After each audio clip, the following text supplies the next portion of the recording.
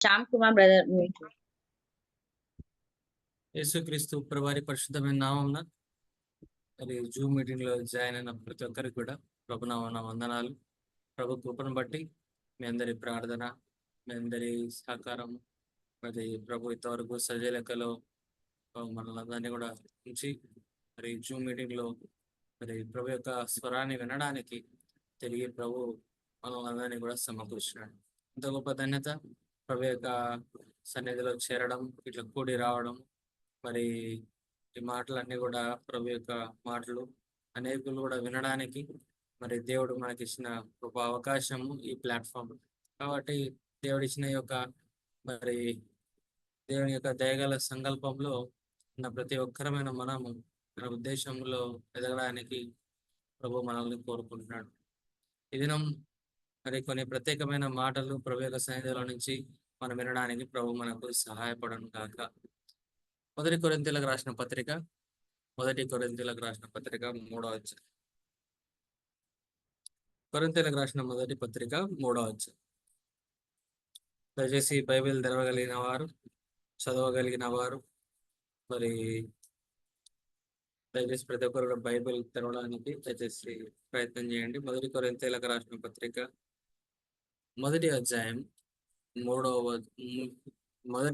మొదటి కొరింథీయులకు రాసిన పత్రిక 3వ అధ్యాయం 1వ వచనం నుంచి నేను కొన్ని మాటలు చదువుతాను. దయచేసి ప్రతి ఒక్కరు కూడా మరి మీ యొక్క మనస్సు మరి వాక్యం మీద పెట్టవలసిందిగా మనం చేస్తాం. సహోదరులారా, ఆత్మ సంబంధులైన మనుషులతో మాట్లాడినట్టు నేను మీతో మాట్లాడలేకపోతుని, శరీర సంబంధులైన మనుషులైనయు క్రీస్తునందు పసిబిడ్డలైనయు మీతో మాట్లాడవలసి వచ్చెను. అప్పటిలో మీకు బలం చాలకపోయినందున పాలతోనే మిమ్మల్ని పెంచితేనే గాని అన్నంతోనూ మిమ్మల్ని పెంచలేదు. మీరింకను శరీర సంబంధులై ఉండటం వలన ఇప్పుడును మీరు బలహీనులై ఉన్నారు కారా? మీలో అసూయ కలహమును ఉండగా మీరు శరీర సంబంధులైన మనుషుల రీతిగా నడుచుకొని వారు కారా? ఒకడు నేను అపోలో వాడను, మరి ఒకడు నేను అపోలో వాడను, ఒకడు నేను పౌలు వాడను, మరి ఒకడు నేను అపోలో వాడను అని చెప్పినప్పుడు మీరు ప్రకృతి సంబంధులైన మనుషులు కారా? ప్రభు యొక్క సాయనితమై మనం ప్రార్థన చేసుకుంటాం. మా ప్రియమైన తండ్రి, నీ పరిశుద్ధ నామమును బట్టి నీకు వందనాలు తెచ్చుకుంటున్నాను. ప్రభు ఎంతో విలువైన సమయము ప్రభా మీరు మాకు ఇచ్చినారు. నీకు వందనాలు ప్రభా. ఈ విలువైన సమయంలో విలువైన మాటలు నీ సన్నిధిలో నుంచి ప్రభా వినడానికి మమ్మల్ని సిద్ధపరచమని కోరుకుంటున్నాను.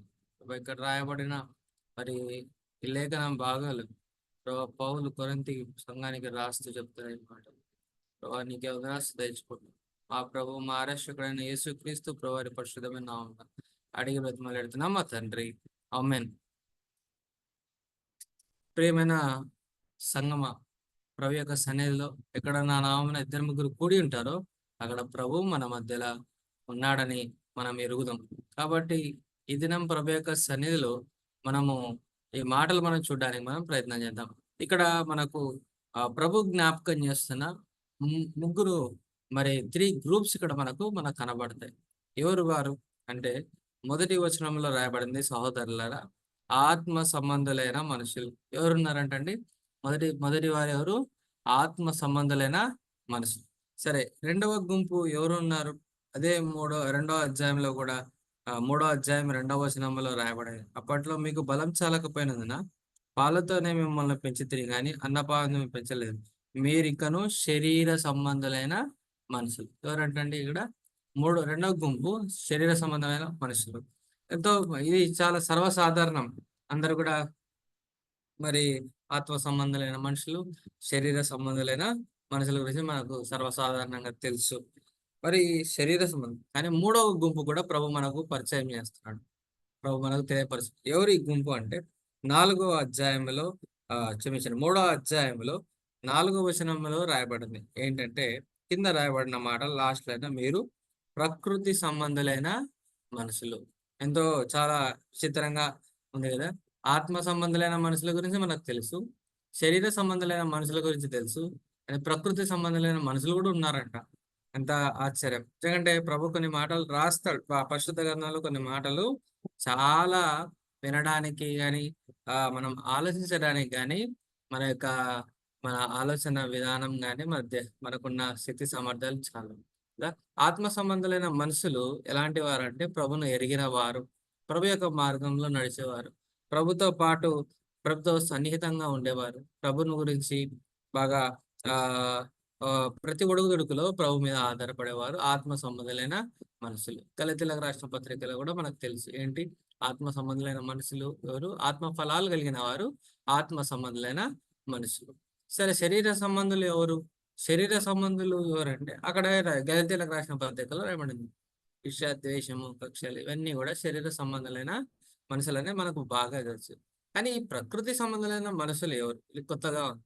ఈ ప్రకృతి సంబంధులైన మనుషులు ఎవరో కాదు. ఎవరంటే ప్రభువును ఎరిగి కూడా ప్రభువును ఎరగనట్టు వారు ఎవరంటే ఇప్పుడు శరీర సంబంధులైన ప్రకృతి సంబంధులైన మనుషులు. అందుకే ఇక్కడ రాయబడింది. మరి ఆ 2వ అధ్యాయం 14వ వచనం దయచేసి మనం చూస్తే, ఆ ప్రకృతి సంబంధమైన మనుషుడు దేవుని ఆత్మ విషయంలో అంగీకరింపడు. ఎవరంటే ప్రకృతి సంబంధమైన మనుషులు దేవుని మాటలు అంగీకరింపడు. ఉదాహరణకు చెప్తాం. మందిరానికి వస్తారు, కానీ మందిరం గురించి చెడుగా మాట్లాడతారు కదా. సేవకులు గొప్పోళ్ళని చెప్తారు, కానీ వెనకల బ్యాక్ బైటింగ్ చేస్తారు. లేకపోతే ఇంకా ఇలాంటివన్నీ కూడా పనులలో పాల్పొందుతారు, కానీ సరైన ఒప్పుదల మనుషులలో ఉండదు. దేవుని యొక్క శక్తిని ఎరిగి కూడా ఆ శక్తిలో మరి ప్రభును అవమానపరిచేటట్టుగా ఉంటుంది. అందుకే మలాకి గ్రంథంలో రాయబడింది, నేను దుర్మార్గుల సైతమునైనా నేను సహిస్తానేమో కానీ యెహోవా ఎవరు అనేటోళ్ళని నేను సహించను. అంటే ఎలాంటి వారంటే వీళ్ళు ప్రకృతి సంబంధులైన మనుషులు. ఇదేనా మనం ఆత్మ సంబంధులమైన మనుషుల గురించి మాట్లాడుకోవట్లేదు కానీ, శరీర సంబంధులైన మనుషుల గురించి మనం మాట్లాడుకోవట్లేదు కానీ, ప్రభు ఇదే మనకు ప్రకృతి సంబంధులైన మనుషుల గురించి యేసుక్రీస్తు ప్రభువారు ఏం చెప్పారో మనము చూడడానికి మనం ప్రయత్నం చేద్దాం. చాలా చాలా ఇంట్రెస్టింగ్ ఉంటుంది ఈ మాటలు. యేసు ప్రభు వారు మాట్లాడుతున్నప్పుడు చాలా ఆశ్చర్యాన్ని మనకు కలిగిస్తుంది. చూడండి, ఈ మాటలన్నీ కూడా ప్రకృతి సంబంధమైన మనుషులు ఎవరు అంటే మనకు చాలా బాగా కనెక్ట్ అవుతుంది. ఎవరున్నామంటే మనమే హిట్ లిస్ట్ లో ఉంటాం కదా. ఫస్ట్ లైన్ లో నేను ఉంటాను. దాని తర్వాత బహుశా వెనకాల ఎవరు వస్తారో నాకు తెలియదు. కాబట్టి ప్రభు యొక్క సన్నిధిలో కూర్చున్న మనము ఎంతో అంటే ప్రభు నాతో ఈ మాటలు మాట్లాడినప్పుడు చాలా సిగ్గు అనిపించింది నాకే. ప్రభా, ఆత్మ సంబంధమైన మనుషులలో లేను, శరీర సంబంధమైన మనుషులలో లేను, ఎక్కడున్నామంటే ప్రకృతి సంబంధులైన మనుషులు. నిజంగా ప్రభు ఎన్ని గొప్ప మాటలు మనకు ఈ దినం మనకు తెలియపరచాలని ఇష్టపడుతున్నాడు అంటే అన్ని మాటలు చిన్నగా చూడడానికి మనం ప్రయత్నం చేద్దాం, చాలా క్లుప్తంగా ఆలోచించడానికి మనం ప్రయత్నం చేద్దాం. ఇదేదో థియలాజికల్ స్టడీయో లేకపోతే ఎక్కువ డెప్త్ చెప్పడానికి కూడా నాకు రాదు.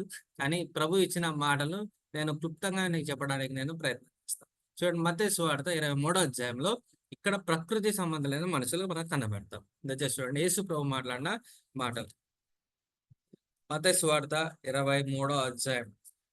ఎవరు ఈ ప్రకృతి సంబంధులైన మనుషులు అంటే ఇక్కడ మనకు బాగా సుపరిచితమైన యేసు ప్రభు నా బైబిల్లో యేసు ప్రభు పలికిన మాటలు రెడ్ అక్షరాలతో ఉంటుంది.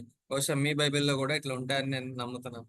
మరి 23వ అధ్యాయంలో యేసు ప్రభు మాట్లాడిన మాటలన్నీ కూడా 39వ వచనం వరకు రాయబడినాయి. 39వ వచనం వరకు రాయబడినాయి. యేసు ప్రభు 23 ఇక్కడ ప్రతి దానిలో పేరాగా ఇది డివైడ్ చేయబడింది. 15 అట్లా 2-3 వచనాలు ఒక్కొక్క పేరా లాగా డివైడ్ చేయబడింది.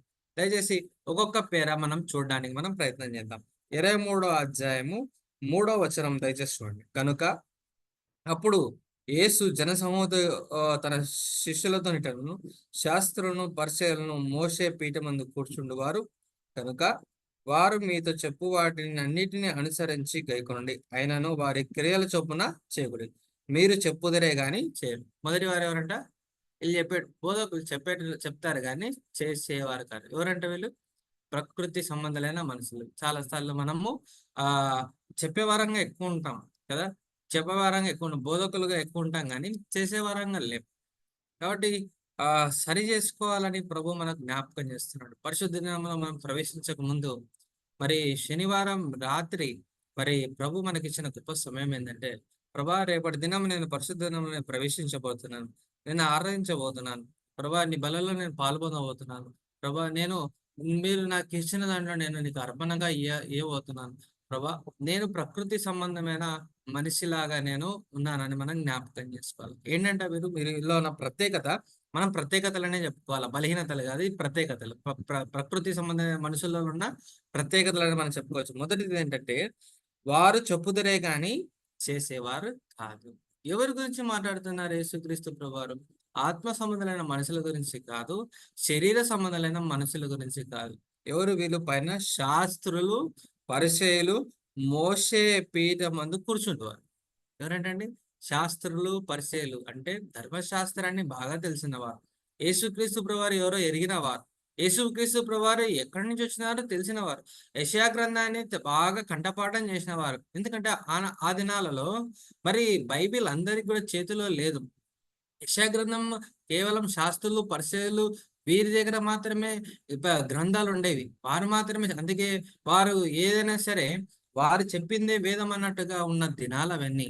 యేసు ప్రభు వారు చెప్తున్నారు ఏంటంటే, ఓ శాస్త్రులారా, ఓ పరిసయ్యులారా, మోషే పీఠం మందు కూర్చున్న వాళ్ళ అంటే వాక్యం గురించి ఎరిగిన వారు అని మీరు చెప్తారు, కానీ మీరు చెయ్యరు. మీరు చెప్తారు కాబట్టి మనం ఆ విధంగా ఉండకూడదని ప్రభు మనకు జ్ఞాపకం చేస్తున్నాడు.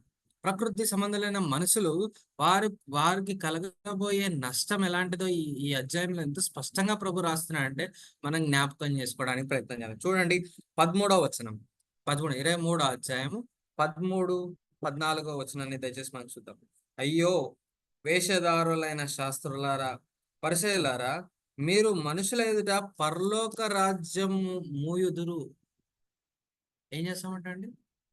ప్రకృతి సంబంధాలు ఏం చేశారంట? మనుషుల ఎదుట పరలోక రాజ్యమును మూయుదురు, మీరందరూ ప్రవేశింపరు, ప్రవేశించు వారిని కూడా ప్రవేశింపనీయరు కదా. అట్లా చాలాసార్లు సంఘాలు పడబడడానికి కారణాలు ఏంటంటే, నేను ఒక మాట చెప్తాను.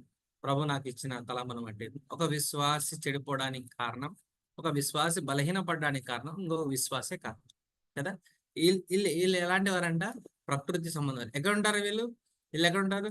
బహుశా యెరూషలేము మందిరంలో ఉన్నారేమో, బహుశా నూనె వెళ్ళే స్థానిక సంఘాలు ఉన్నాయేమో, బహుశా అలాంటి వారం మనమేనేమో. ప్రభు జ్ఞాపకం చేస్తున్నాడు. ప్రభు మనల్ని జ్ఞాపకం చేస్తాడు. ఎలాంటి వారంటే పరలోక రాజ్యం యొక్క ద్వారాలు కూడా మూసే శక్తి కలిగిన వారు ఎవరు? ప్రకృతి సంబంధులు. మనం పరలోక రాజ్యానికి పోము, ఇతరులను కూడా పరలోక రాజ్యానికి పోనీయం కదా. ఎవరైనా మందిరానికి కొత్తగా వస్తున్నారు అనుకోండి, బహుశా ఉదాహరణ, ఎందుకంటే నేను అవి చూస్తున్నాను కాబట్టి నేను మీకు తెలియపరుస్తున్నాను. మందిరానికి ఎవరైనా వస్తున్నారు అనుకోండి, వచ్చిన వారిని వెంటనే ఈడికి ఏం లేదు ఈడ అంటారు. మందిరంలో ఎందుకు ఏం లేదు? మందిరం అది కొట్టమైనా సరే, అది పెద్ద బంగ్లా అయినా సరే, చెప్పే ప్రతి బోధకుడైనా సరే దయచేసి జ్ఞాపకం పెట్టుకోండి, మనం వాక్యం ఏమన్నాం అంతే. మన వాక్యం ఏమో కొన్నిసార్లు స్లాంగ్ను బట్టో, వాళ్ళ స్టైల్ను బట్టో, లేకపోతే వాళ్ళకున్న ఆ వాక్ చాతుర్యం బట్టో మనం వాక్యం వినడానికి ఇష్టపడతాం. కానీ వాక్యము చెప్పే ప్రతి ఒక్కరిలో దేవుని యొక్క శక్తి ఉంటుంది. దేవుని యొక్క అవి దేవుని మాటలు, మనుషులు చెప్పే మాటలు కాదు అవి. ప్రతి ఒక్క వాక్య బోధకుడిలో దేవుడు ఏదో ఒక మాట చేత మనతో మనం వినమంతే, మనం వినమంతే. అలాంటి వారు ఎవరంటే తెలుసా? ప్రకృతి సంబంధాలు. వాళ్ళు పరలోక రాజ్యం యొక్క ద్వారాలు కూడా మూసేస్తారు. ఎంతమంది ద్వారాలు మనం మూసినాం? ఎంతమంది మనల్ని నమ్ముకొని, అదిగో పలానా సహోదరుడు ఆ మందిరానికి పోతున్నాడు, ఆడ ఆత్మీయంగా ఎదుగుతున్నాడని నన్ను నమ్మకానికి వస్తే ఏం చేస్తామంటే మనము పరలోక రాజ్యం పోవట్లేదు, వాళ్ళని కూడా మన యొక్క ప్రవర్తనను బట్టి పరలోక రాజ్యానికి పంపించట్లేదు. చూడండి, ఇక్కడ రాయబడిన ఇంకొక సందర్భాన్ని మనం చూద్దాం. 10వ వచనం. అయ్యో వేషధారులైన శాస్త్రుల పరిచయరా, ఒకని మీ మతములో కలుపుకొనుటకు మీరు సముద్రమును భూమిని చుట్టూ వచ్చుదురు. అతడు కలిసినప్పుడు అతన్ని మీకంటే రెండంతల నరక పాత్రునిగా చేయుదురు. ఏం చేస్తామంట? మతము. మతము అంటే అలవాట్లు. మతం అంటే అలవాట్లు. అలవాట్ల కోసం ఏం చేస్తామంట? అలవాట్ల కోసం సముద్రం చుట్టైనా సరే మనం కలుపుతాం. సముద్రం మనమే తప్పుడు అలవాట్లలో ఉంటాం, తప్పుడు ఆచారాలలో ఉంటాం, తప్పుడు క్రియలలో మనం ఉంటాము. మనలో కలుపుకోవడానికి ఏం చేస్తాము? సముద్రం చుట్టూ అతని దిప్పు కూడా ఆఖరికి మనకన్నా రెండంతల శిక్షకు పాత్రునిగా అతన్ని మనం చేస్తాం. ప్రేమైన సహోదరులారా, సహోదరులారా, జ్ఞాపకం పెట్టుకోండి. ప్రభు యొక్క సన్నిధిలో మనం కూర్చున్నాం. ప్రకృతి సంబంధులైన మనుషులమా మనము అని జ్ఞాపకం. ఎవరు అంటే దేవుని ఎరిగిన వారు వీళ్ళు. దేవుడు అంటే అంటే రెండు పడవల మీద కాలు పెట్టి ప్రయాణం చేసేవారు. రెండు విధాల తలంపులు ఉండేవారు కదా. దేవుని యొక్క సన్నిధిలో ఒక తలంపు, దేవుని యొక్క సన్నిధి బయటకు వచ్చిన తర్వాత ఒక తలంపు, దేవుని మందిరంలోనే రెండు తలంపులు కదా. ఆ విధంగా ఉండకుండా ప్రభు మనల్ని అందరినీ కూడా భద్రపరుస్తున్నాడని, ప్రభు మనల్ని జ్ఞాపకం చేస్తున్నాడంటే మనం సరి చేసుకోవాలని ప్రభు ఇష్టపడుతున్నాడు. దయచేసి చూడండి, ఇక్కడ రాయబడిన ఆ మాటలు, కొన్ని మాటలు మనం చూడడానికి మనం ప్రయత్నం చేద్దాం. యెషయా గ్రంథం, మత్తయి సువార్త 23వ అధ్యాయం 16వ వచనం. అయ్యో అందులైన మార్గదర్శకులారా, ఒకడు దేవాలయం తోడని ఒట్టు పెట్టుకుంటే కంటే అందులో ఏమీ లేదు గాని దేవాలయం బంగారు తోడని ఒట్టు పెట్టుకుంటే వాడు దానికి బద్దుడని మీరు చెప్పేది. అవివేకులారా, అందులారా, ఏది గొప్పది, బంగారమా, బంగారమును పరిశుద్ధపరచు దేవాలయమా? మీరు బలిపీఠం తోడని కూడా ఒట్టు పెట్టుకుంటే అందులో ఏమీ లేదు కానీ దాని పైనుండి అర్పణం తోడని మీరు. చూడండి ఇక్కడ ఎలా ఉన్నారంట వాళ్ళు, అందులు. అందులు ఎలాంటి వారంట? అందులు. అయ్యో వేషధారులైన అయ్యో అందులైన మార్గదర్శకులు. ఎవరంట? అందులైన మార్గదర్శకులు. మనకే గుడ్డి ఉంది, మళ్ళీ ఇంకొకరు చేపట్టుకొని మనం నడిపిస్తున్నాం కదా. మనకే సరైన చూపు లేదు, మనం వారిని ఆత్మీయంగా నడిపించాలనే ప్రయత్నంలో మనం ఉన్నాం. చూడండి ఈ మాటలు ఎంతగానో ప్రభు మనతో మాట్లాడడం. అందులంగా ఉన్నాం మనం, అందులంగా ఉన్నాం. దేవుని యొక్క స్వరాన్ని వినని వారంగా మనం ఉన్నాం. దేవుని యొక్క కార్యాలు చూడలేని వారంగా మనం ఉన్నాం. మనం చూడలేక ఇతరులను కూడా మనం చేపట్టుకుని ఆ విధంగా నడిపిస్తున్నాం. మనకున్న ఆలోచనను బట్టి, మనకున్న తలంపులను బట్టి ఆ విధంగా మనం చేస్తున్నాం. ఓ ప్రకృతి సంబంధమైన మనుషులారా అని ప్రభు మనకు జ్ఞాపకం చేస్తున్నాడు. అందుకే పౌలు అంటున్నాడు కదా వీళ్ళు ఎవరంట? ప్రభువును అంగీకరింపని వారు, ప్రభుని అంగీకరింపని వారు. ఇలాంటి వారంగా మనం ఉన్నాం. మనం అనుకుంటున్నాం బాప్తిసం తీసుకున్నాము, బలలో పాల్గొంటున్నాము, ఆ ప్రభు మందిరానికి సహకరిస్తున్నాము, కానీ ప్రకృతి సంబంధులైన మనుషులు ఎవరైనా ఇక్కడ ఉంటే ఈ రాత్రి ప్రభు యొక్క సన్నిధిలో మనం సరి చేసుకొని పరిశుద్ధ దినంలో పరిశుద్ధంగా ముందుకు పోవాలని ప్రభు మనకు హెచ్చరిస్తున్నాడు కదా. ఆ విధంగా ఉంటే ఎంత నష్టమో కింద ఉన్న మాటల్లో రాయబడింది. దయచేసి చూడండి, ఇక్కడ రాయబడిన మాట 22వ వచనంలో ఒక మాట ఉంది. మరియు 23వ వచనం, 23వ అధ్యాయము 23, మత్తయి సువార్త 23:23. అయ్యో వేషధారులైన శాస్త్రులారా, పరిసయ్యులారా, మీరు పుదీనాలోను సోంపులోను జీలకర్రలను 10వ వంతు చెల్లించి ధర్మశాస్త్రంలో ప్రధానమైన విషయములను అనగా న్యాయమును, కనికరమును, విశ్వాసమును విడిచిపెట్టిరి. వాటిని మానక వీటిని చేయవలసిందెను. అందులైన మార్గదర్శకులరా, దోమ లేకుండానట్లు వడిగట్టి ఒంటెను మింగిన వారు. ఎవరంట? దోమ కోసం ఒంటెను మింగే బుద్ధి కలిగిన వారు కదా. దోమ ఎక్కడ, ఒంట ఎక్కడ? ప్రభు ఏ విధంగా సంబోధిస్తున్నాడు? దోమతో ఒంటెతో ఎటువంటి సంబంధం? ఆ దోమను జల్లడగొట్టడానికి, దోమ లేకుండా చేయడానికి, వడిగట్టడానికి ఒంటెను సైతం మనము మింగేదక్క. అలాంటి వారం కదా. అంటే ధర్మశాస్త్ర సంబంధమైన క్రియలు అవన్నీ కూడా మర్చిపోయి, అదిగో నేను ఫలాంది చేస్తున్నా అని చెప్పేసి మనం అనుకొని అవసరమైనవి మనం చేయని వారంగా మనం ఉన్నాం. ఏం చేయాలి? ప్రేమ, కనికరము, జాలి, ఇవన్నీ కూడా చాలా అవసరం. ఇవన్నీ కూడా మర్చిపోయి ఏం చేస్తున్నామంట? పైన వాటిని చేస్తున్నాం. దాన్ని చేసి దాంతో మనం తృప్తి పడుతున్నాం మందిరాలలో, దాంతో మనం తృప్తి పడుతున్నాం కుటుంబాలలో. కానీ ఏది అవసరం మనకు? న్యాయమైన కనికరం అవసరము, విశ్వాసం అవసరం. ఇవన్నీ విడిచిపెట్టి అనవసరమని కాదు కానీ అవి అవసరమే, కానీ అది కూడా రాయబడింది కదా, అవి అవసరమే కానీ వాటికన్నా అవసరమైనదంతా మందిరంలో కనికరం, మందిరంలో న్యాయమైన కనికరం, ప్రేమ, జాలి, విశ్వాసం, ఇవన్నీ కూడా మనం కనపరచాలని ప్రభు ఇష్టపడు. ప్రకృతి సంబంధులైన వారి యొక్క గుణాలు అని చెప్పొచ్చు, వాళ్ళ యొక్క అర్హత అని చెప్పొచ్చు, వాళ్ళ క్వాలిటీస్ అని చెప్పొచ్చు, వాళ్ళ క్వాలిఫికేషన్ అని కూడా చెప్పొచ్చు మనం ఏదైనా కదా. ఈ క్వాలిఫికేషన్ లో ఏది మనకు మ్యాచ్ అవుతుంది, ఏది మ్యాచ్ కాకపోతే ఇంకా మిగతా రెండు గుంపులలో ఉన్నాయి. ఒకటి ఆత్మ సంబంధమైన గుంపులన్నా ఉండాలా, లేకపోతే శరీర సంబంధాలైన గుంపులో ఉండాలి. ప్రకృతి సంబంధమైన గుంపులో ఉంటే ప్రభు అన్నాడుగా, నువ్వు వెచ్చగానే నుండు, చల్లగానైనా ఉండు. వెచ్చగా ఉంటే ప్రభు ఏం చేస్తాడో మనకు బాగా తెలుసు కదా. ప్రభు ఏ విధంగా మనల్ని ట్రీట్ చేస్తాడో మనకు బాగా తెలుసు. అందుకే ప్రభు అన్నాడు కదా, సమూయేలుతో అంటాడు ఒక మాట, ఏమనంటే, ఎందుకు నువ్వు సౌలు గురించి అంతగా ప్రార్థన చేస్తున్నంత బాధపడుతున్నావు, నేను విసర్జించిన సౌలు అంటాడు. ఆ మాట ఎంత బాధాకరమైన మాట, అదెంతో దుఃఖకరమైన మాట. సౌలు ప్రభును విసర్జించడం అది సర్వసాధారణం. కానీ ప్రభు సౌలును విసర్జించిన మాట మాట్లాడుతున్నా అంటే ఈ దినం ఎలాంటి వారంగా మనం ఉన్నాము. సౌలు ఎందుకంటే అభిషేకింపబడిన వాడు కదా. ప్రభు సమూయేలు ఇశ్రాయేలుకు మొదటి రాజు, ఎంతగానో ప్రేమించినాడు. సౌలుకు సమూయేలుకు చాలా అనుబంధం, చాలా ప్రేమ. ఎవరికి? సమూయేలుకి సౌలు అంటే చాలా ప్రేమ. ఎన్నో విషయాల్లో సౌలుకు సహాయపడినాడు సమూయేలు. ఎన్నోసార్లు తప్పించినాడు సమూయేలు సౌలును తప్పించినాడు. ఆఖరికి సౌలు ప్రార్థన చేస్తే చనిపోయిన సమూయేలు సైతము ఆ భూమిలో నుండి తిరిగి లేచొచ్చి సౌలుతో మాట్లాడతాడు కదా. అంటే ఎంత అనుబంధం, ఎంత ప్రేమ ఉంటుంది. అలాంటి సౌలు నష్టపోతున్నాడు, మరి ప్రభుకు దూరం అయిపోతున్నాడని విన్నప్పుడు సమూయేలు ఎంతగానో దుఃఖిస్తాడు. ఎందుకు నువ్వు అంత బాధపడతావు? నేను విసర్జించినాను నువ్వు కదా. అప్పుడు దాని తర్వాత తిరిగి దావీదు రాజుగా చేయడానికి సమూయేలు ముందడుగులేస్తాడు.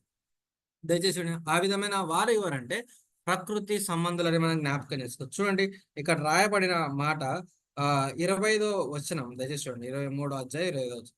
అయ్యో వేషధారులైన శాస్త్రులారా, పరిశీలారా, మీరు గిన్నెయు పల్లెమును వెలుపట శుద్ధి చేదురు గాని అవి లోపల దోపుతోనూ అజితేంద్రియతోనూ నిండి ఉన్నది. గ్రుడ్డి పరిచేయుడ, గిన్నెయు పల్లెం వెలుపల శుద్ధి అగున్నట్టుగా ముందు వెలుపల శుద్ధి ముందు వాటి లోపల శుద్ధి చేసుకున్నాము. ఇది హృదయానికి గుర్తు. ఏంటంటే మనం పైన నగిషీగా కనపడుతున్నాం, పైన చాలా సౌందర్యంగా కనపడుతున్నాం, పైన మనంత ఆత్మీయత ఎవరికి లేదు, మనంత భక్తి ఎవరికి లేదు, మనంత లేదు. కానీ మన హృదయం ఎట్లుందంట? లోపల కంపు, లోపల దుర్వాసన అది ఉంది. ఏముందంట? దోపుతోను అజితేను పాకర పట్టిపోయిందని ఇండైరెక్ట్ గా పడుతుంది. లోపల పాకర పట్టిపోయింది, హృదయం అంతా పాకర కదా. అందుకే ఫస్ట్ బయట దానికన్నా నీ హృదయం కడుక్కొని ప్రభు అంటున్నాడు. ప్రకృతి సంబంధాలు ఏం చేస్తారంటే హృదయము చాలా కుళ్ళుంటుంది. హృదయం నిండా అవిధేయత, ప్రభుకు ఆయాసకరమైన బయటికి కనపడదు. బయటికి ఏమైనా కనపడుతుందా? ఏది కనపడదు బయటికి. అని ప్రభు మాత్రమే కనపడుతుంది. అందుకే నేను హృదయమును లక్ష్య పెడుతున్నాను. అందుకే మనకు బాగా తెలిసిన ఒక మరి చాలా ఆశ్చర్యకార్యం ఏంటంటే, ఒక పాపాత్మరాలైన స్త్రీ, ఆమె దగ్గర విస్తారమైన పాపాలు ఉన్నాయి, కానీ ఆమె హృదయం మాత్రం కనికరంతో నింపబడింది, ఒప్పుదలతో నింపబడింది ఆమె హృదయం. ప్రభు దగ్గర వస్తున్నారు. ప్రభు దగ్గరకు వచ్చినప్పుడు, ప్రభా నేను పాపిని అని సంపూర్ణంగా ప్రభును మరి అడిగే మనస్సు ఎవరికింది? ఆ పాపాత్ముడు. అందుకే ఆమె విస్తారంగా ప్రేమించింది కాబట్టి విస్తారమైన తన పాపాలు కడగబడినాయని రాయబడుతుంది. ప్రేమైన మరి సహోదరుల మన యొక్క గిన్నె అనగా హృదయం. ఈ హృదయాన్ని లోపల అంత హృదయం నిండా మరి అవిధేయత పెట్టుకొని, ప్రభుకు ఆయాసకరమే మనము పెట్టుకొని హృదయం నిండా బయటికి మాత్రం ఎంతో తల మెరిసే వారంగా మనము ఉంటాం. ప్రకృతి సంబంధులు వేరే. ప్రకృతి సంబంధం అందుకే మందిరానికి వచ్చిన తర్వాత ఎవరు భక్తులు అర్థం కాదు, ఎవరు విశ్వాసులు అర్థం కాదు. అందరూ విశ్వాసులాగానే ఉంటారు కదా. బైబిల్ ఉంటది, పాటల పుస్తకం ఉంటది, బుక్ ఉంటది, దానికి ఒక పెన్ ఉంటది, అన్ని రకాలు ఉంటాయి. ఇది లేదు అనే కూడా అన్ని ఉంటాయి. కానీ కుటుంబ జీవితంలో మాత్రం, వ్యక్తిగత జీవితంలో మాత్రం ప్రభుకు ఇష్టపూర్వకంగా ఉండదు. అందుకే ప్రభు నవ్వుతాడు ఎక్కడ? ప్రభు బల్ల దగ్గర. ఎందుకంటే ప్రభువే మనకు బల్ల ఇచ్చేది. ఆయన శరీరాన్ని తుంచి ఆయన ఇస్తాడు మనకు. అప్పుడు నవ్వుతాడు. తిను అంటాడు. ఏమంటాడు? తీసుకో మరొక అవకాశం బతుకు, ఈసారైనా కడుక్కో అంటాడు. కానీ ప్రభు బల్ల దగ్గర కూడా చాలాసార్లు నేను సంఘంలో జ్ఞాపకం చేస్తాను. ఏమైనా జ్ఞాపకం చేస్తానంటే, మనం మందిరం వరకు వస్తామంట, పాపపు మూట సంచేసుకొని మందిరం వరకు వస్తాం. మందిరం కాడికి వచ్చిన తర్వాత తలుపు బయట సంచిని బయట పెట్టి మందిరం లోపల పోతాం. అదిలే.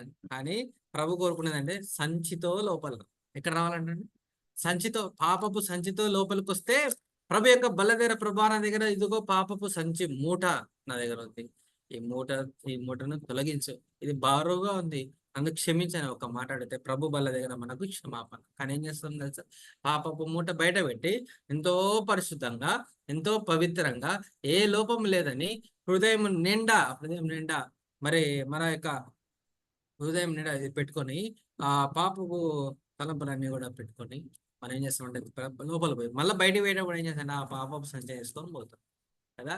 అందుకే భారాలు కదా. ప్రభు యొక్క సన్నిధిలో మరి మరోసారి జ్ఞాపకం చేస్తున్నాడు ప్రభు. చూడండి ఇక్కడ ఎటువంటి అంటే హృదయం అంతా లోపలంతా కూడా పాపభూయిష్టమైన జీవితాన్ని, పాపభూయిష్టమైన తలంపులు, పాపభూయిష్టమైన ఉన్నాయి, కానీ బయట మాత్రము తల తల తల తల తల వేసిపోతారు. కాబట్టి ఆ విధంగా ఉండకూడదు. వీళ్ళు ప్రకృతి సంబంధాలైన మనసులు. మన హృదయాలు ఎట్లున్నాయి ప్రభు యొక్క సన్నిధిలో జ్ఞాపకం. లోపల లోపల బహుశా బాహ్యంగా చూడడానికి అందంగా లేకపోయినా, అంటే బహుశా చూడడానికి మనుషులు చూడడానికి మనల్ని విశ్వాసులే కాకపోయినా అని అనుకున్నా కూడా ప్రభు దృష్టిలో కొన్నిసార్లు మేము సాక్ష్యాలు వింటుంటాం కదా. కొన్నిసార్లు ఆ వాళ్ళు చూడడానికి అసలు ఈయన పాస్టరా అనిపిస్తుంది కొన్నిసార్లు.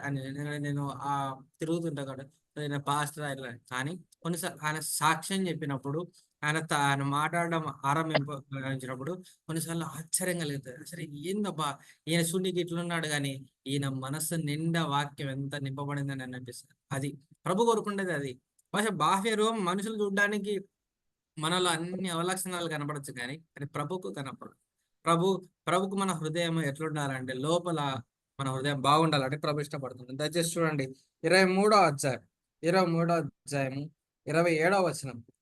23వ అధ్యాయము 27వ వచనం. అయ్యో వేషధారులైన శాస్త్రులారా పరిశుద్ధులారా, మీరు సున్నము కొట్టిన సమాధులను పోలి ఉన్నారు. అవి వెలుపల శృంగారంగా ఆగబడును, గాని లోపల చచ్చిన వారి ఎముకలు సమస్త కల్మషంతో నిండాయి. అలాగే మీరు వెలుపల మనుషులను నీతిమంతులుగా నగబడుచున్నారు, కానీ లోపల వేషధారణ అక్రమంతో ఇందాక మాట్లాడి ఇంకా ప్రభు వాళ్ళకి శాస్త్రులకు పరిచయాలకు అర్థం కావాలని ఇంకా డీప్ గా చెప్తున్నాడు. ఏమంటే సున్నం కొట్టిన సమాధులు. ఎప్పటికన్నా ఆలోచన మారుతుంది. ఇంతవరకు గిన్నె వరకు వచ్చినాడు ప్రభువారు. ఇప్పుడు ఏం చెప్తున్నాడు, ఇంకా మీ బుద్ధులు మారటంలా, ఇంకా మీ ఆలోచన మారటంలా, ఈ మీటింగ్ లో ఈ శనివారం 24వ తారీఖు రాత్రి 9:42 కూడా ఇంకా మన ఆలోచన మాటలు. ఇప్పుడు ఏమంటున్నాడు ప్రభువారు, సున్నం కొట్టిన సమాధులు. సున్నం కొట్టిన సమాధులు అంటేనే మనకు భయము, దానికి మళ్ళీ సున్నం కొట్టిన సమాధులు లోపల మాత్రం ఏముందంట. ఇప్పుడు అంటున్నాడు ప్రభువారు, ఓపెన్ గా చెప్తున్నాడు. ఓపెన్ గా ఇంతవరకు అజితేంద్రము దోపుతోను అజితేంద్రం అని చెప్పిన ప్రభువారు గిన్నె అనే వాటికి వాళ్ళ గిన్నె గురించి మాట్లాడుతున్నాడు ప్రభు. ఇప్పుడు ఏమంటాడు, సున్నం కొట్టిన సమాధులారా అని ప్రభు హెచ్చరిస్తున్నాడు. దయచేసి చూడండి 29వ వచనం. అయ్యో వేషధార శాస్త్రులారా పశులారా, మీరు ప్రవక్తల సమాధులు కట్టించుచు నీతిమంతుల గోరెలు సుగానించుచు మనం మన పితృల దిమ్మలో ఉండిన ప్రవక్తల మన విషయం.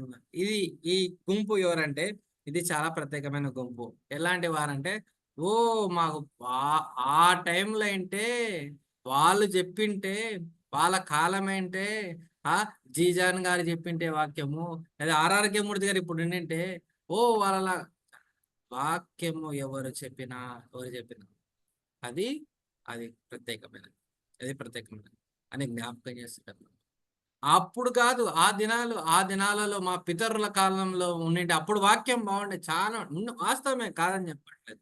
వాక్యం అప్పుడు మారలేదు, ఇప్పుడు మారలేదు. అప్పుడు ఎంతో ప్రయాసతో చేసినారు. దేవుడు ఇప్పుడు అవకాశం ఇచ్చినాడు. ఎంతో మరి ఎంతో నిర్విరాంగా పరిచయం జరుగుతుంది. ప్రభు యొక్క స్వరము అనేక రీతులుగా అనేకులు వాడబడుతున్నారు. దేవుని యొక్క మాటలు ప్రతి ఒక్కరి దగ్గరికి చేరుతుంది కదా. దేవుని ఇలాంటి వారు ఎలాంటి ఆ టైంలో నింటే నేను రక్షింపబడేవాడిని. అప్పుడు అలాంటి వాళ్ళు నింటే పలానా వాళ్ళు నింటే వాటికి నేను రక్షింపబడటాన్ని సాకులు చెప్పేవాళ్ళు వీళ్ళు సాకులు చెప్పేవాళ్ళు. వీళ్ళు ఎవరంటే ప్రకృతి సంబంధులు. దేవుడు ఆనాడున్న దేవుడు ఈనాడు ఉన్నాడు. ఆనాడున్న వాక్యము ఈనాడు కూడా అదే వాక్యము మారలేదు, మాటలు మారలేదు, ఏది కూడా మారలేదు. మనుషులు మారుతున్నారంతే. దేవుడు ఆనాడు ఏలియాకు అవకాశం ఇచ్చినాడు. మరి బాప్తిసం ఇచ్చి యోహానుకు అవకాశం ఇచ్చినాడు, మోషేకు అవకాశం ఇచ్చినాడు దేవుడు. ఈనాడు నీకు నాకు దేవుడు అవకాశం ఇచ్చినాడు. నాకు మోషే చెప్పింటే బాగుండే, ఆ అహరోన్ చెప్పింటే బాగుండే, ఆ నాకు యేసు ప్రభు వారే యోహాన్ యోహాన్ లాంటి భక్తులు చెప్పింటే బాగుండే అంటే అలాంటి సాకులు ప్రభుకు పడవు. అంటే ఎవరిని నెపం వేస్తున్నట్టు మీరు? ఎవరిని నెపం చెప్తున్నట్టు? సంఘాన్న సంఘాన్ని ఏమాత్రం కూడా సంఘం మీద మనము మాట్లాడే అర్హత స్థాయి మనది కాదు. సంఘం ప్రభుది. దయచేసి చూడండి, ఇక్కడ రాయబడిన చివరికి వచ్చినాం. దయచేసి చూడడానికి ప్రయత్నం చేద్దాం. 20 20 33 వచ్చినాం. సర్పములారా, సర్ప సంతానమా, నరక శిక్ష మీరు ఎలాగో తప్పించుకుందరు. ఇలాంటి వారికి ఎలా ఏముందంట? నరక శిక్ష. ఆత్మ సంబంధులకు కాదు, శరీర సంబంధాల గురించి కాదు నేను మాట్లాడేది, ప్రకృతి సంబంధులు. అంటే ఎవరు అంటే వాక్యం తెలిసి, వాక్యం సంపూర్ణంగా ఎరిగి, వాక్యం గురించి అవగాహన ఉండి, ఏ విధంగా నడుచుకోవాలో అన్నీ కూడా తెలిసి, కానీ దాని ఎందు నడుచుకొని వారి గురించి ప్రభు మాట్లాడుతుంది. ఎవరంట వీరు? సర్పములారా, సర్ప సంతానమా, నరక శిక్షను ఎలాగూ తప్పించుకొందురు. ఇలాంటి వారికి నరక శిక్ష ఉందని అని ప్రభు జ్ఞాపకం చేస్తున్నాడు. దయచేసి చూడండి, ఆ ఇక్కడ రాయమన్నమాట 37వ వచనంలో, అని కనికరం కలిగిన దేవుడు, జాలి కలిగిన దేవుడు, ప్రేమ కలిగిన దేవుడు మరొకసారి ప్రభు చేసిన కార్యాన్ని మనకు జ్ఞాపకం చేస్తున్నాడు. 37వ వచనంలో దయచేసి చూడండి. యెరూషలేమా, యెరూషలేమా, ప్రవక్తలను చంపుచూ నీ నీ యొద్దకు పంపబడిన వారిని రాళ్లతో కొట్టుచూ ఉండుగానా? కోడి తన పిల్లలను రెక్కల క్రిందికి ఎలాగూ చేర్చుకునో, అలాగే నేను నీ పిల్లలను ఎన్ని మార్లు చేర్చుకోవాలని ఉంటుంది కానీ మీరు వెళ్ళకపోతే కదా. ఎన్నిసార్లు కోడి తన పిల్లలను కదా రెక్కల క్రింద చేర్చుకుంది కదా. నేను కూడా చూసినాను ఇది కదా. నాకు కూడా ఈ కోడి పిల్లలు ఎట్లా పిల్లల్ని పిలుచుకుంటాయో, ఎట్లా భద్రపరుచుకుంటాయో, ఏంటి కారణం? అపవాదైన సాతాను గర్జించు సింహం వలె ఎవరిని మింగుదనా అని ఎంతో ప్రయత్నం చేసి ఎంతో తిరుగులాడుతున్నప్పుడు కోడి ఏం చేస్తుందంట?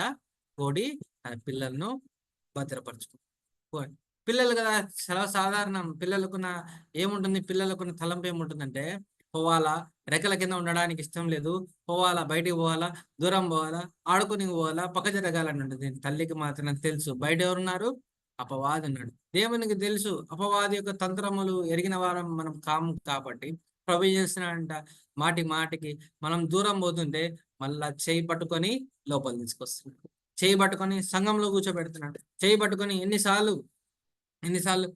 ప్రభు నిన్ను భద్రపరచలేదు, ఎన్నిసార్లు ప్రభు నిన్ను హెచ్చరించలేదు, ఎన్నిసార్లు ప్రభు తన వాక్యం ద్వారా మనతో మాట్లాడలేదు. మాటి మాటికి ప్రభు యొక్క సన్నిధి నుంచి దూరమైన కూడా ఒల్లకపోయిరని రాయబడింది కదా. ఒప్పలేకపోతున్నాం, ఉండలేకపోతున్నాం. రెక్కల కింద ఉండాలంటే, దేవుని యొక్క సన్నిధిలో ఉండాలంటే కదా చాలా విచిత్రం అనిపిస్తుంది కదా. ఇంటిలో గంటలు గంటలు కూర్చోడానికి ఇష్టమే కదా. మన మన ఉద్యోగంలో కొన్ని గంటలు కూర్చోడానికి ఇష్టమే, కానీ దేవుని యొక్క సన్నిధిలో కూర్చోవడము చాలా కష్టం. ఇష్టం కాదు, చాలా కష్టం, చాలా కష్టం కదా. నిమిషానికి నిమిషానికి ఏదో ఒకటి తలంపు, ఏదో ఒక ఆలోచన, బయటికి పోవాలా, అటు రావాలా, ఎటు తిరగాల, ఇదే ఆలోచన. కానీ ప్రభు మాత్రం ప్రేమించిన దేవుడు, కరుణించిన దేవుడు, జాలి చూపించిన దేవుడు, నీ కొరకు నా కొరకు ఈ లోకానికి వచ్చి శిలువలో మరణించి మన పాపాలను కడిగి నన్ను భద్రపరిచి, కోడి తన పిల్లలు ఏ విధంగా అయితే కాపాడిందో ఆ విధంగా మనల్ని కాపాడడానికి మాటి మాటికి మనం దూరం అయిపోతున్నా, మనం దగ్గర లేకపోయినా, మనం పోవాలని చూస్తున్నా, దూరం కావాలని చూస్తున్నా, ప్రభు తన చేతులతో పట్టుకొని మనల్ని తన యొక్క రెక్కల కిందకి ప్రభు మనల్ని తీసుకుంటారు. కాబట్టి ఈ దినం ప్రభు జ్ఞాపకం చేస్తున్న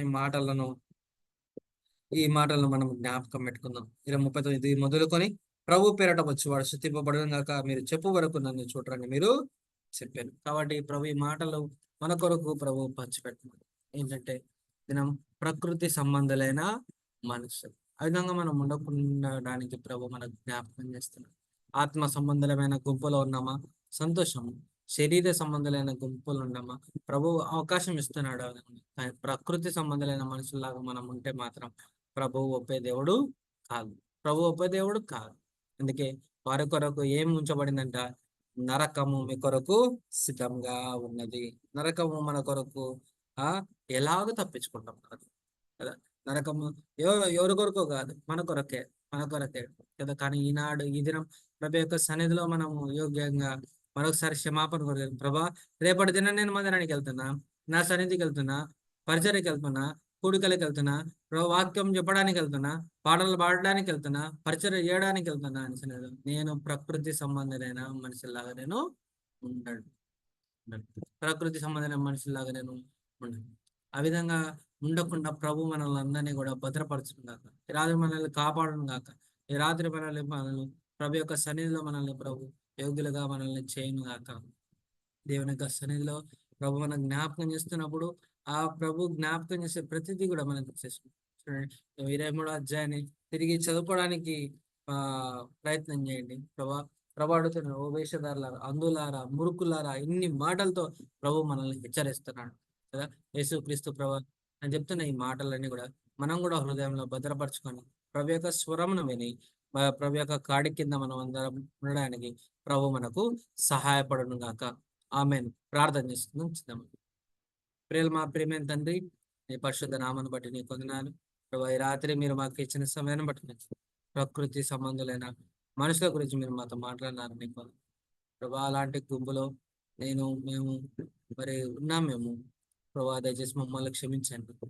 ఇలాంటి వారమైన మాకు నరకము తప్పించుకోగలరా అని మీరు చెప్పారు ప్రభా. ఆ నరకంలో మేము ఉండకుండా ప్రభా, పరలోక రాజ్యాన్ని తాళాలు ప్రభా, ద్వారాలు మూసే మరి వారంగా మేము ఉన్నాం. మేము పోము, ఇతరులను కూడా పోనీ ప్రభా. మా హృదయం అంతా దోషాలు పెట్టుకొని ఎదుటి వారిని ప్రశ్నించే వారంగా మేము ఉన్నాం. ఏంటంటే వాక్యం చెప్పేటోళ్ళు సరిగా లేరు అని ఇదొక దోషారోపణ. ప్రవక్తల విషయంలో వారు మరణం కాకుండా ఇంకా బాగుంటుండే అని చెప్పే వారంగా మేము ప్రభావ మరోసారి జ్ఞాపకం చేస్తాం. మీ వాక్యంలో శక్తి ఉంది. మీ వాక్యంలో ఎంతో శక్తి. ఆ శక్తిని బట్టి మరొకసారి ఈ రాత్రి మమ్మల్ని సిద్ధపరిచి నీ సన్నిధిలో మమ్మల్ని యోగ్యులుగా చేయమని మా ప్రభు, మా రక్షకుడైన యేసుక్రీస్తు ప్రభువుని పరిశుద్ధ నామమున అడిగి బ్రతిమాలాడుతున్నాం మా తండ్రి. ఆమేన్.